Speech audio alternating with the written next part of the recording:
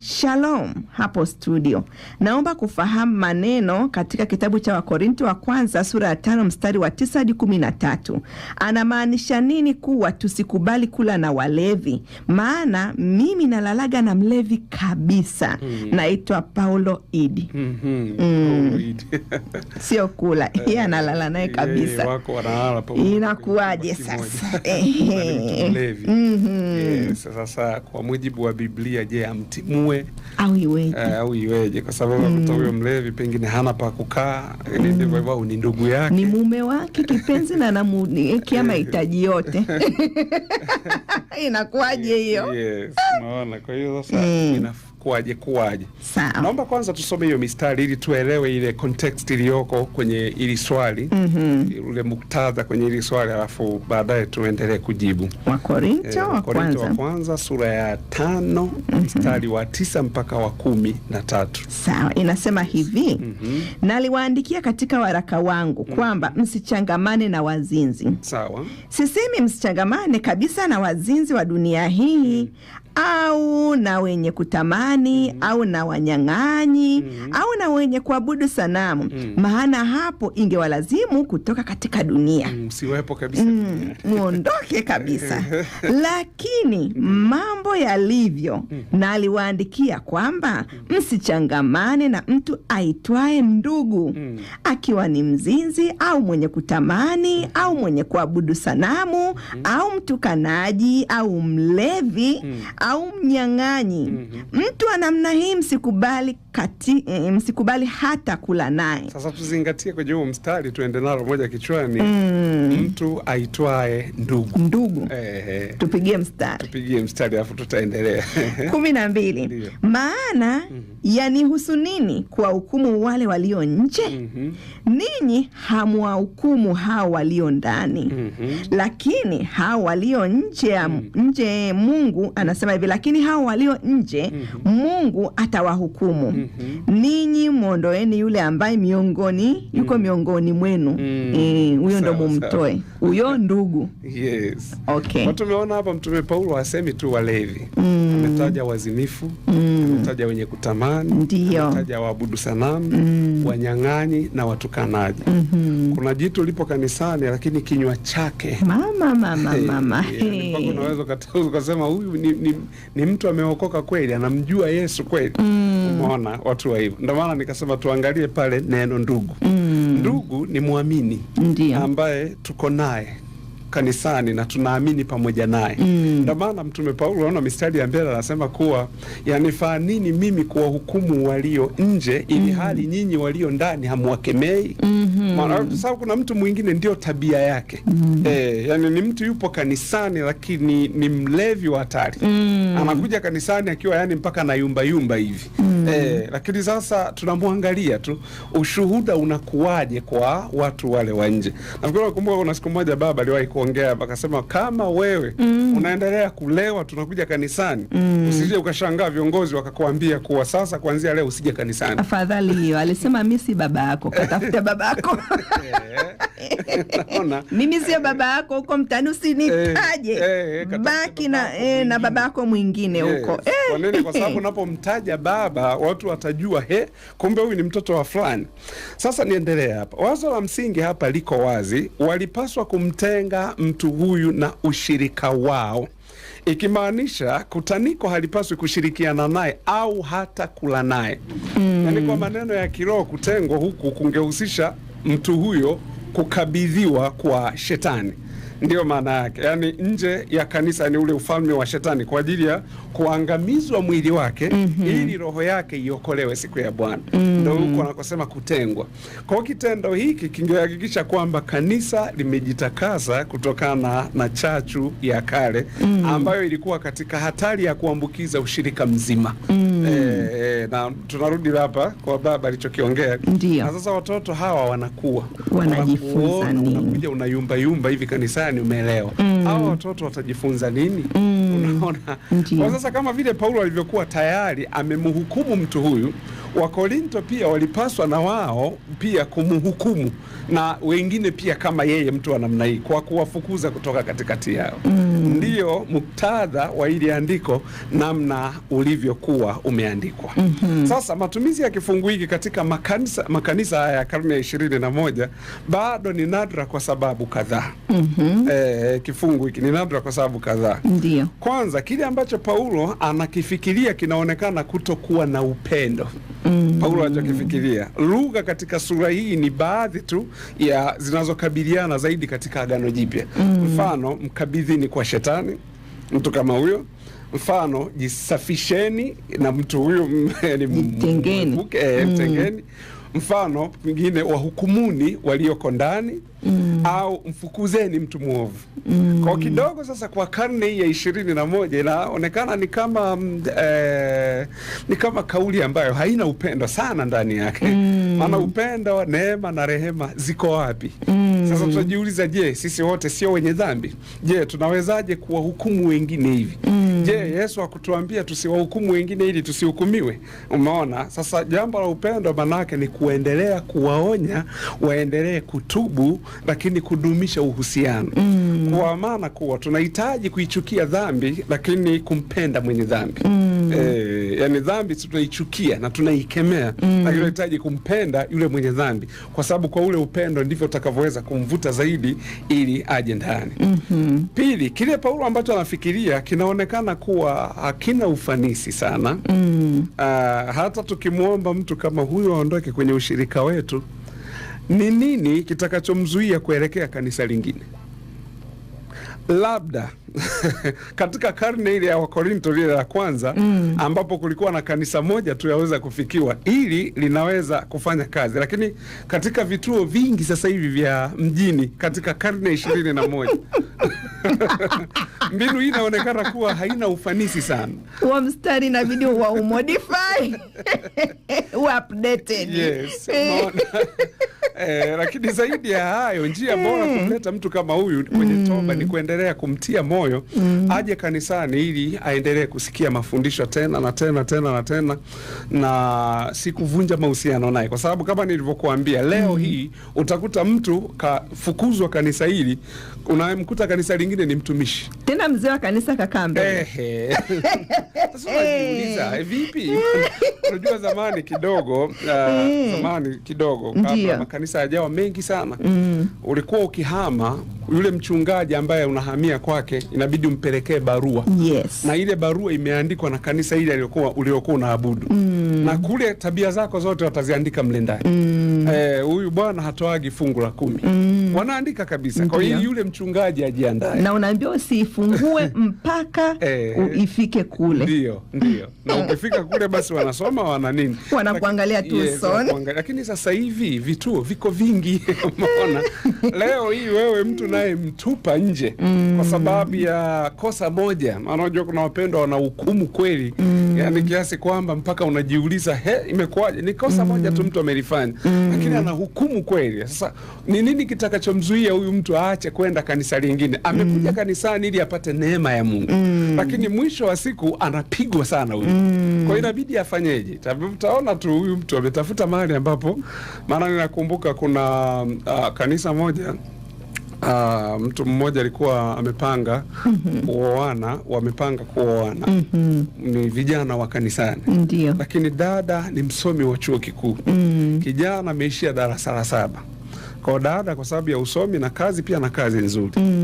Basi sasa walipoenda kwa mchungaji kumwambia kuwa tumepanga tuoane, mchungaji akapinga sana kile kitu. Akasema hamwezi kuoana kwa sababu wewe elimu yako ni ndogo. Amwambia hapana, upendo hauangalie elimu. Unaangalia mimi na yeye tumependana. Mchungaji akakataa, akasema hili haliwezekani. Kumbuka wanapendana. Wakajikuta wameanguka dhambini. Sasa wana hatia sasa. Kwa hiyo ikabidi waende kwa mchungaji kulia. Bwana mchungaji, sisi tumechemka, tumeanguka dhambini. Wakalia sana pale. Mchungaji Akawaambia sawa, ngoja nitawaita wazee wa kanisa. Wakawaita wazee wa kanisa, wakaja tena pale kwa wazee wa kanisa, akasema inabidi muombe msamaha mbele ya wazee wa kanisa. Wazee wa kanisa wakaja tena wakalia kwa nguvu, kweli pale tumetenda dhambi mchungaji, na wazee wa kanisa mtusamee. Mchungaji akasema sawa, sisi tumewasikia, sasa tutawapeleka kanisani mkaliombe kanisa msamaha. Sawa, ikafika sasa hiyo process tena ya kuomba kanisa msamaha. Wale zaidi ya kusulubiwa. Wale watu hiyo siku ya Jumapili wakasema tumemtenda Bwana dhambi, hatuna namna, kwa itabidi twende. Kweli wakaja sasa hiyo siku ya Jumapili, na mchungaji kama kawaida yake pale akasimama, fulani na fulani simameni, njooni mbele. Akasoma pale makosa yao, wao wametenda dhambi, wametenda Mungu dhambi, wamezini. Kwa hiyo inabidi hebu ongeeni, kwani wanala kuongea. Wao wakalia, wakagaragara, wakatubu. Baada ya kulia sasa mchungaji akawaambia inukeni. Wakainuka, akasema geukeni nyuma, wakageuka. Mnaona ule mlango pale? Sasa hivi ondokeni na msije mkakanyaga hapa kanisani. Ulinizururisha nini kwa wazee mpaka mbele ya kanisa, afu sasa hivi unaniambia ni... Sasa utamjibu hivyo sasa, na ndio kiongozi wao. Wewe umemwaga ugali na mwaga mboga. Sasa swali linakuja, je, hapa kuna upendo kweli? Jamani, hamna. Na hawa watu ukiwakuta wamehamia huduma nyingine, utaanza kusema huduma ile imewapokea watu ambao... Na wanachunguzaga hadi wanapoelekea ili walete hizo taarifa. Kwa hiyo ndio maana anasema sasa Mtume Paulo ndio aliongea, lakini pia tuangalie katika mazingira ya Wakorinto. Tumesoma ni kitabu cha Wakorinto. Walikuwa na tabia ngumu ambazo hazijawahi kutokea. Na mtu anaweza mpaka akaenda kalala na mke wa baba yake. Imagine, maana walikuwa wanaoa wake wengi. Kwa hiyo wakuta baba ameoa, kuna anawake hata 4. Sasa kuna mke mwingine huku ni mdogo mdogo ambaye karibiana umri na toto lake la kiume. Ili toto lake la kiume linaenda linalala na mke wa baba yake. Kile kitu ambacho kilitokea kule kwa nani? Umeona? Kwa hiyo hii sasa Paulo akawa anaikemea kwa nguvu sana. Ndio maana anasema inawezekana kwa Paulo ilifanya kazi, lakini siku hizi unaona watu, yani kuna mtu mwingine hata haujamkemea, hata umemwambia tu jamani tuna sadaka hivi na hivi, anahama kanisa. Kisa tumemwambia kuna sadaka. Kwa hiyo ndio maana anasema kwa leo pamoja na haya yote, lakini tunaenda katika upendo ili tuwalete kwa pamoja. Maana kweli wanazingua kweli. Kuna watu ndivyo hivyo tabia zao. Kuna mtu yuko kanisani miaka yote lakini anakunywa pombe. Yani ni vitu vya ajabu. Na mpiga gitaa mzuri. Na mnahitaji hiyo drums ipigwe, au mitambo isetiwe, au connection fulani. Sasa tunafanyaje hapo? Kwa lazima tuendelee kumweka kwenye nini? Kwenye utaratibu mzuri, tumuonyeshe upendo badala ya kumhukumu. Nimalizie na kisa niliwahi kukiona kwenye mitandao. Hasa baba mmoja ameenda kanisani na familia yake. Sasa amejisahau, hajaweka vibration kwenye simu. Simu ikaita. Ilivyoita mchungaji alimfokea. Alafu watu wote kanisa linamwangalia. Watu wanakuja na mahubiri kidogo pale ya mchungaji. Yani katika lile lisaa dakika 10 zile zikabadilika yakawa mahubiri ya yule. Kujaje kanisani mtu sijui hivyo na hivyo. Haya, anatoka hivi nje, anakutana na waumini na wao pia wanamwambia bwana usirudie tena. Unajua lazima tumwabudu Mungu. Akafokewa tena. Anaondoka, anarudi. Sasa wamefika nyumbani, mke naye akaanza tena hivyo kumsemesha kwa maneno magumu. Unaona? Yule bwana sasa lazima akapata stress. Akaona basi haina shida, kwa sababu zamani alikuwa anapigaga kirauli kidogo. Wacha akawa yani amekuwa frustrated. Kwa akasema ngoja aende. Sasa alipofika pale akakutana na watu pale, akaagiza bia, akaletewa bia pale na mhudumu. Sijui wakati anataka kufanya nini, bahati mbaya akaangusha ile chupa. Ameangusha ile chupa, sasa na ameangusha pombe nyingine imemwagikia huku kwenye nguo. Akaja haraka manager amekuja na zile tissue. Ambia pole, usijali, hebu labda ujifute hii. Alafu akaja mhudumu anamwambia pole, usijali, anafuta ile meza pale na pale chini anafagia pale chupa ilipovunjikia. Alafu akaja tena yule cashier sio kule, akamletea bia nyingine, akamwambia sasa pole bwana, ni ajali, sasa chukua hii nimekufidia hili. Kwa huyu mtu akaona upendo na sio kanisani. Unadhani ni wapi atakakwenda? Nitadumu kwenda ninapoonyesha upendo. Yes, ndio hiki ninachosema sasa hapa kidogo. Sisi wengine, maana unajua Paulo alikuwa ni mtume. Sisi wengine wenye roho ya kichungaji tukiangalia sasa, mbona kama halikuwa na upendo zaidi, nataka mtu mlete na tena unafanyaje? Mwalimu, umenikumbusha kisa kimoja. Baba aliwahi kukihadithia cha kwake. Alituhadithia wakati akiwa kijana alikuwa anataka kuoa. Ndio. Sasa akamshirikisha mchungaji. Mchungaji akamwambia kuna binti huko mahali. Basi wakafanya utaratibu, akapelekwa kwa yule binti ili aweze kumfahamu.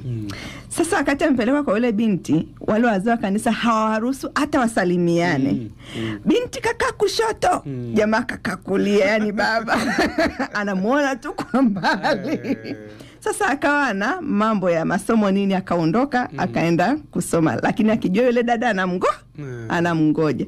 Akiwa masomoni, yule dada hata kuolewa na harusi.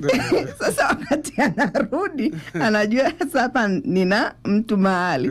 Akakuta dada alishaolewa. Sasa akasema, ili kuwaje hadi nikawa nimezuiwa na wazee wa kanisa? Kwa nini yule aliweza kupita kati akaniwahi? Na mtu mwenyewe atakuolewa na harusi. Na yeye alikuwa wa kwanza kumuona na akajua kabisa kwa mikakati hii hapa mambo yatakaa vizuri. Mwisho wa siku akamkosa. Maisha yakaenda. Kwa hiyo ukiwa na jinsi kanisani watu wanavyoweka mikakati ambayo kiuhalisia hawajui namna ya kuifanikisha. Yani wanaanzisha, lakini mbele sasa kile kitu kiendelee inakuwa ni shida. Tena kwenye masuala ya vijana na nini, vitu kama hivyo, hapana kuaga na mambo mengi sana. Lakini yote ni ile mtu kujifunza, walitufundisha kudhibiti nafsi. Kwa sababu unapokuwa mlevi, unapofanya vitu ambavyo sio, ni unaharibu hekalu la Roho Mtakatifu. Kumbuka Roho Mtakatifu ndio Google Map ya masuala ya kiroho. Kwa hiyo sasa wewe ndo unakuwa yani hasara kwako. Kwa hiyo jitahidi. Lakini pia mwalimu, nikagundua pia katika masuala kama hayo sasa, kuna matatizo siku hizi ya afya ya akili.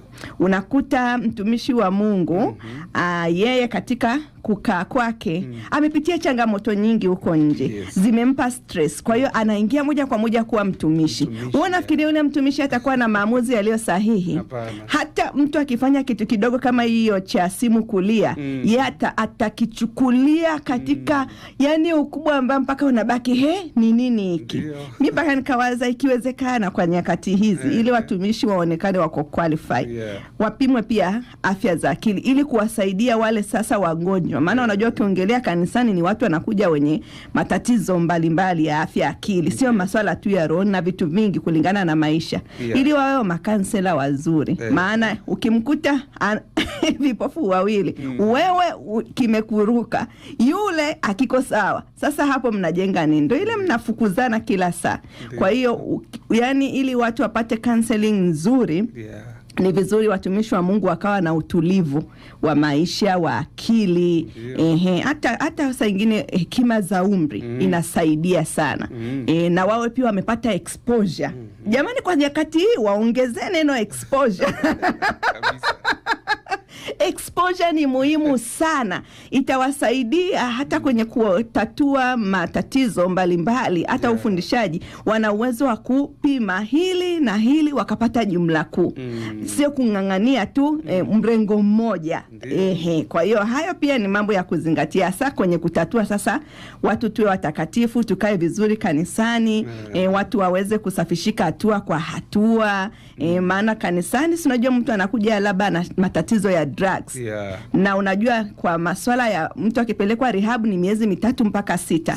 Sasa angalia yule hajapelekwa rehab kaletwa kwako. So unaona kuna vitu vingi. Kama wewe haujawa sharp akili yako, yani haujajifunza mambo mengi, elimu, exposure na vitu kama hivyo, unaweza ukawa na hukumu yule mtu kila siku, lakini ndani ya moyo wake anatamani kuacha. Umeelewa? Kwa hiyo kuna hiyo exposure, elimu pia, wajifunza psychology za juu, namna kudeal na watu mbalimbali, hiyo itawasaidia.